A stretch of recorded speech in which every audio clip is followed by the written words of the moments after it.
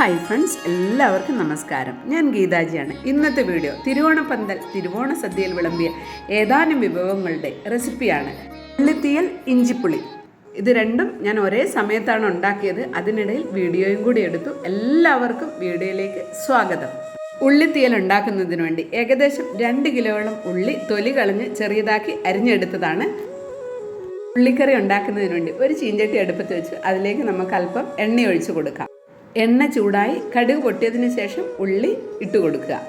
കടുകിട്ട് പൊട്ടിയ വീഡിയോ പോസിലായിപ്പോയി. അപ്പോൾ അതുകൊണ്ടാണ് കടുകിട്ട് പൊട്ടിയതിന് ശേഷമാണ് ഉള്ളി ഇട്ട് കൊടുക്കേണ്ടത്. എണ്ണയിലേക്ക് ഇട്ട ഉള്ളി നന്നായി ഇളക്കി കൊടുക്കുക. ഉള്ളി നല്ലപോലെ വഴണ്ട് വരണം. ഇത് 3 ഇടത്തരം തേങ്ങ ചിരണ്ടി എടുത്തതാണ്.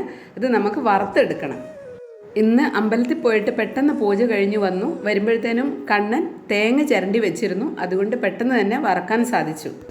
ഉള്ളി ഇവിടെ ഇരുന്ന് വഴണ്ട് വരുന്നുണ്ട്. ഇടയ്ക്കിടെ ഇതൊന്ന് ഇളക്കി കൊടുക്കണം. ഇടയ്ക്കിടെ തേങ്ങ ഒന്ന് വറുത്ത് കൊടുക്കണം. രണ്ടും കൂടെ ഒന്നിച്ച് ചെയ്താലേ കാര്യം നടക്കുകയുള്ളൂ. ഇത് കറിക്ക് ആവശ്യമായ കറിവേപ്പിലയാണ്. ഉള്ളി വഴണ്ട് വന്നതിന് ശേഷം അല്പം കറിവേപ്പില ഇട്ട് കൊടുക്കണം. തേങ്ങ വറുത്ത് വരുമ്പം അതിലേക്കും കറിവേപ്പില ഇട്ട് കൊടുക്കണം. ഇഞ്ചി വറുത്ത് വരുമ്പം അതിലേക്കും കറിവേപ്പിലയൊക്കെ ഇട്ട് കൊടുക്കണം. അപ്പോൾ ആവശ്യമായ കറിവേപ്പിലയാണ്.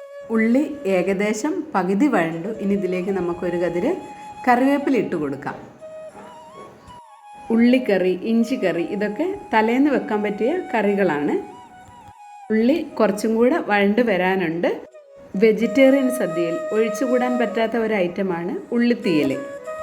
ഇന്നത്തെ കാലത്ത് ഓണത്തിനും വിഷുവിനൊക്കെ ഉള്ളിത്തീയൽ സാധാരണയായിട്ട് ഉണ്ടാക്കാറുള്ളൂ. കാരണം ഇതുണ്ടാക്കാൻ അല്പം പണിയാണ്. കാരണം ഒന്നാമത്തെ ചെറിയ ഉള്ളിയാണ്. അത് തൊലി പൊളിച്ച് അരിഞ്ഞു വരുമ്പോഴത്തേനൊക്കെ ഒരു നല്ല സമയം പിടിക്കും. ഇന്നത്തെ കാലത്ത് എവിടെയാണ് ഇത്രയധികം സമയമുള്ളത്?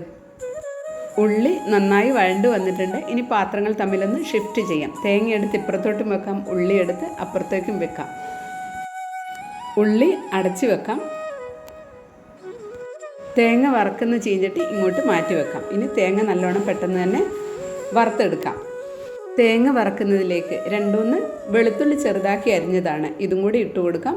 2-3 ചുമന്ന ഉള്ളി, ചെറിയ ഉള്ളി ഉണ്ടല്ലോ, അതും കൂടി ചെറുതാക്കി അരിഞ്ഞത് തേങ്ങയിലേക്ക് ഇട്ട് കൊടുക്കണം. എല്ലാം കൂടി ഒന്ന് നന്നായി വീണ്ടും ഇളക്കി കൊടുക്കുക. ഒരു തണ്ട് കറിവേപ്പിലയും കൂടി ഇട്ട് കൊടുക്കുക. എല്ലാം കൂടെ നന്നായി ഇളക്കിയെടുക്കുക. തേങ്ങ വറുത്തെടുക്കുക എന്ന് പറഞ്ഞു കഴിഞ്ഞാൽ അല്പം സമയം എടുത്ത് ചെയ്യേണ്ട ഒരു പരിപാടിയാണ്. അപ്പം കുറച്ച് സമയം വേണം തേങ്ങ വറുത്തെടുക്കാനായിട്ട്. ഏകദേശം നമ്മളുടെ തേങ്ങ വറന്ന് വരുന്നുണ്ട്. ഉലുവ ഞാൻ ചേർത്ത് കൊടുക്കുന്നില്ല. മാങ്ങയ്ക്ക് വേണ്ടി പൊടിച്ച് വെച്ച ഉലുവ ബാക്കി ഇരിപ്പുണ്ട്. അതങ്ങോട്ട് നേരിട്ട് ചേർത്ത് കൊടുത്തേച്ചാൽ മതി. അതുകൊണ്ട് ഉലുവ ചേർക്കേണ്ട ആവശ്യമില്ല. തേങ്ങ നന്നായി വറുത്ത് വന്നിട്ടുണ്ട്. തേങ്ങയിൽ നിന്ന് കണ്ടില്ലേ എണ്ണ ഇങ്ങനെ കിനിഞ്ഞ് നിൽക്കുന്നത്. അങ്ങനെ ആയിക്കഴിഞ്ഞാൽ തേങ്ങ പാകത്തിന് വറുത്തു എന്ന് വേണം പറയാൻ. ഇതിലേക്ക് 1 ടീസ്പൂൺ മല്ലിപ്പൊടിയും 1 ടീസ്പൂൺ മുളക് പൊടിയും 1/2 ടീസ്പൂൺ മഞ്ഞൾപ്പൊടിയും ചേർത്ത് കൊടുക്കണം. ഓഫാക്കിയതിന് ശേഷം വേണം ഈ പൊടികളെല്ലാം ചേർത്ത് കൊടുക്കാൻ. ചീഞ്ചട്ടിയുടെ ചൂട് കൊണ്ട് ഒന്ന് ഇളക്കി കൊടുത്താൽ മതി. ചീഞ്ചട്ടിയുടെ ചൂട് കൊണ്ട് എല്ലാ പൊടികളൊക്കെ ഒന്ന് നന്നായിട്ട് വന്നോളും. ഒന്ന് തണുത്ത് വരണം. എന്നിട്ട് വേണം അരച്ചെടുക്കാനായിട്ട്. അപ്പോഴത്തേനും നമുക്ക് ഇഞ്ചി വറക്കേണ്ട പരിപാടികൾ നോക്കാം. ഇഞ്ചി ചെറുതാക്കി കണ്ണൻ അരിഞ്ഞു തന്നു. ഇതൊന്ന് ക്രഷ് ചെയ്തെടുത്തു കഴിഞ്ഞാൽ പെട്ടെന്ന് കാര്യം നടത്താമല്ലോ എന്ന് വിചാരിച്ച് ക്രഷ് ചെയ്തെടുത്തു. അപ്പോൾ ഇഞ്ചി വറക്കാൻ ആവശ്യമായ എണ്ണ ഒരു ചീഞ്ചട്ടിയിലേക്ക് ഒഴിച്ച് അടുപ്പത്ത് വെക്കുവാണ്. എണ്ണ ചൂടായതിനു ശേഷം തയ്യാറാക്കി വെച്ചിരിക്കുന്ന ഇഞ്ചി ഇട്ട് കൊടുക്കുക. ഇതിനെ ഒന്ന് നന്നായി വറുത്തെടുക്കണം. ഇപ്പം നോക്കിക്കേ എന്തോരം ഇഞ്ചി ഉണ്ടെന്ന്. ഇതിന് വറുത്ത് വന്നു കഴിയുമ്പോഴത്തേനും ഇച്ചിരിയേ കാണുകയുള്ളൂ. ഇഞ്ചി വറക്കാനുള്ള പരിപാടികൾ ഇവിടെ നടന്നുകൊണ്ടിരിക്കുകയാണ്. അതിനിടയിൽ നമുക്ക് ഉള്ളിക്കറിയും കൂടെ തയ്യാറാക്കാം. തേങ്ങ അരച്ചുകൊണ്ട് വന്നിട്ടുണ്ട്. തേങ്ങ അരച്ചുകൊണ്ട് വന്നത് ഉള്ളിക്കറിയിലേക്ക് ചേർത്ത് കൊടുക്കാം.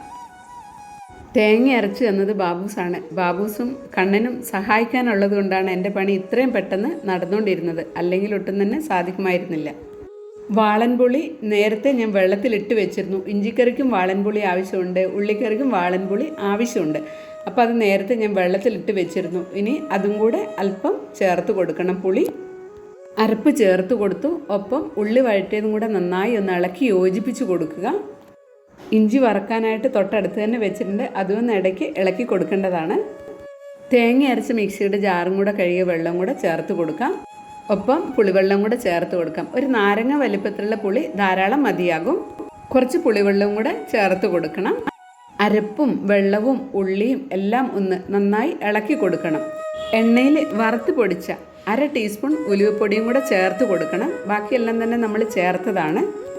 ഉപ്പ് അല്പം കുറവാണെന്ന് തോന്നുന്നു. ഞാൻ അല്പം ഉള്ളിയിൽ മാത്രം ഇട്ട് കൊടുത്തായിരുന്നുള്ളൂ. പുളിയൊക്കെ ഒഴിച്ചപ്പം അതിൻ്റെ കുറവുണ്ട്, അതുകൊണ്ട് അല്പം കൂടെ ഇട്ട് കൊടുത്തു. അങ്ങനെ ഉള്ളിക്കറി റെഡിയായി എന്ന് പറയാം. ഇതിങ്ങനെ തന്നെ വെക്കണം, ആ പാത്രഭാഗം എന്നാലേ വരുവുള്ളൂ. നാളെ ആകുമ്പോഴത്തേനീ കറി നല്ല സെറ്റായിട്ടുണ്ടാകും, നല്ല രുചിയും ഉണ്ടാവും. അപ്പോൾ ഉള്ളിക്കറി റെഡിയായി. നമ്മൾ വീണ്ടും ഇഞ്ചിക്കറിയിലേക്ക് പോകാം. ഇഞ്ചി അവിടെ ഇരുന്ന് വഴണ്ട് ഈ രൂപത്തിലായി വന്നു. ഇനിയും കുറച്ചും കൂടെ ഇഞ്ചി വറുത്ത് വരാനുണ്ട്. 100 കറിക്ക് തുല്യമാണ് ഇഞ്ചിക്കറി എന്നാണ് പറയുന്നത്. നമ്മൾ ഭക്ഷണം എല്ലാം കഴിച്ചു കഴിഞ്ഞിട്ടാകുമ്പം അതിൻ്റെ ഡൈജഷൻ പ്രോപ്പറായ രീതിയിൽ കിട്ടുന്നതിന് വേണ്ടിയിട്ടാണ് നമ്മൾ ഇഞ്ചിക്കറി കഴിക്കുന്നത്. അതുകൊണ്ട് ഇഞ്ചിക്കറി കൂട്ടി ചോറുണ്ണണം എന്നുള്ളത് നിർബന്ധമാണ്, പ്രത്യേകിച്ചും സദ്യയിൽ. ഇഞ്ചി ഏകദേശം ഫ്രൈ ആയിട്ടുണ്ട്. ഇനി ഇതൊന്ന് തണുത്ത് എന്നിട്ട് വേണം നമ്മൾ അരച്ചെടുക്കാൻ. ഇത് ഈ രൂപത്തിലുള്ളത് കൊണ്ട് നമ്മൾ മൊത്തം അരക്കേണ്ട ആവശ്യമില്ല, പകുതി ഒന്ന് അരച്ചെടുത്താൽ മതി, ബാക്കി അങ്ങനെ തന്നെ. ഇഞ്ചി വറുത്ത അതേ ചട്ടിയിൽ തന്നെയാണ് ഇഞ്ചിക്കറി ഉണ്ടാക്കുന്നത്. ബാക്കിയുള്ള എണ്ണ അല്പം ഒഴിച്ചു കൊടുത്ത് അതിലേക്ക് കടുകിട്ട് പൊട്ടിയതിന് ശേഷം ഒരു 10 വെളുത്തുള്ളി ചെറുതാക്കി അരിഞ്ഞത് അതും കൂടി ഇട്ട് നന്നായി വഴറ്റിയെടുക്കുക. അതിനുശേഷം 2-3 പച്ചമുളക് അതും ചെറുതാക്കി അരിഞ്ഞത് ഇട്ട് നന്നായി വഴറ്റിയെടുക്കുക. ഇഞ്ചിയും പച്ചമുളകും നന്നായി വഴണ്ടു വന്നതിന് ശേഷം അതിലേക്ക് 2 കതിര് കറിവേപ്പിലയും കൂടി ഇട്ട് കൊടുക്കുക. എല്ലാം ഒന്ന് നന്നായി വഴണ്ടു വരട്ടെ. ഇഞ്ചിക്കറി എന്നും ഇഞ്ചിപ്പുളി എന്നും ഒക്കെ ഇതിന് പറയും. എങ്ങനെ വന്നാലും സംഭവം ഇങ്ങനെയൊക്കെ തന്നെയാണ്. ഉള്ളിയും കറിവേപ്പിലയും പച്ചമുളകും ഒക്കെ നന്നായി വഴണ്ടു വന്നിട്ടുണ്ട്. ഇതിലേക്ക് 1/4 ടീസ്പൂൺ മഞ്ഞൾപ്പൊടി ചേർത്ത് കൊടുക്കാം. 1/2 ടീസ്പൂൺ മല്ലിപ്പൊടിയും 1/4 ടീസ്പൂൺ ചുമന്ന മുളക് പൊടിയും കൂടെ ചേർത്ത് കൊടുക്കാം. പൊടികളെല്ലാം ഒന്ന് നന്നായി ഇളക്കിയെടുക്കുക. ഇഞ്ചിപ്പുളിക്ക് മധുരവും ഉപ്പും പുളിയും എരിവും എല്ലാം കൂടെ ചേർന്ന ഒരു സമ്മിശ്ര രുചിയാണ്. 1/4 ടീസ്പൂൺ കായപ്പൊടിയും കൂടെ ചേർത്ത് കൊടുക്കണം. ഇനി ഇതിലേക്ക് നമ്മൾക്ക് വറുത്ത് പൊടിച്ച് വെച്ചിരിക്കുന്ന ഉലുവപ്പൊടിയും കൂടെ ചേർത്ത് കൊടുക്കാനുണ്ട്. 1/2 ടീസ്പൂൺ ഉലുവപ്പൊടി ചേർത്ത് കൊടുക്കണം. തന്നെ നന്നായി വഴണ്ടു വന്നു. ഇതിലേക്ക് നമുക്ക് ആവശ്യമുള്ള പുളിവെള്ളം ചേർത്ത് കൊടുക്കണം. പുളിവെള്ളത്തിലൊന്ന് നന്നായി തിളച്ച് വന്നതിന് ശേഷം വേണം ബാക്കിയുള്ള കാര്യങ്ങൾ ചേർത്ത് കൊടുക്കാൻ.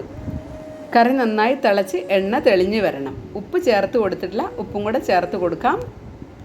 തിളച്ച് എണ്ണ തെളിഞ്ഞ് വന്നിട്ടുണ്ട്. ഇതിലേക്ക് ഇഞ്ചി അരച്ച് വെച്ചതും കൂടെ ചേർത്ത് കൊടുക്കാം. ഫൈനായിട്ട് അരച്ചെടുക്കരുത്, തരിതരിപ്പായിട്ട് വേണം അരച്ചെടുക്കാനായിട്ട്. കറി നന്നായി തിളച്ച് വന്നതിന് ശേഷം 1 ആണി ബെല്ലം അത് നന്നായി ഉരുക്കിയെടുത്ത് അരിച്ചെടുത്തതാണ് ഞാൻ ഒഴിച്ചു കൊടുക്കുന്നത്. എല്ലാം ചേർത്തൊന്ന് നന്നായി ഇളക്കിയെടുക്കുക. കറി നന്നായി തിളച്ച് എണ്ണ നല്ലതുപോലെ തെളിഞ്ഞു വരണം, എന്നാൽ മാത്രമേ കറി നന്നായി വരുവുള്ളൂ. ഇനി ഇതിലേക്ക് നമ്മൾ 1/2 ടീസ്പൂൺ വറുത്ത് പൊടിച്ച് വെച്ച ഉലുവപ്പൊടിയാണ് ചേർത്ത് കൊടുക്കുന്നത്. നമ്മളുടെ കറി ഏകദേശം ഫൈനലായി. ഇനി ഇത് തിളച്ച് നന്നായി എണ്ണ തെളിഞ്ഞു വന്നാൽ മതി. ഈ പാത്രത്തിൽ തന്നെ ഇരുന്ന് തണുക്കുമ്പോഴാണ് കറിക്ക് യഥാർത്ഥ രുചി വരിക. തിരുവോണപ്പന്തലിൽ ഓണസദ്യയിൽ വിളമ്പിയ ഇഞ്ചിക്കറിയും ഉള്ളിക്കറിയുടെയും റെസിപ്പി നിങ്ങൾക്ക് ഇഷ്ടപ്പെട്ട് കാണുമെന്ന് കരുതട്ടെ. ആദ്യമായിട്ടാണ് വീഡിയോ കാണുന്നതെങ്കിൽ മറക്കാതെ ചാനൽ സബ്സ്ക്രൈബ് ചെയ്യുമല്ലോ. കമൻറ്റ് ചെയ്യാനും ഷെയർ ചെയ്യാനും മറക്കരുത്. വീഡിയോ കണ്ട എല്ലാവർക്കും നന്ദി, നമസ്കാരം.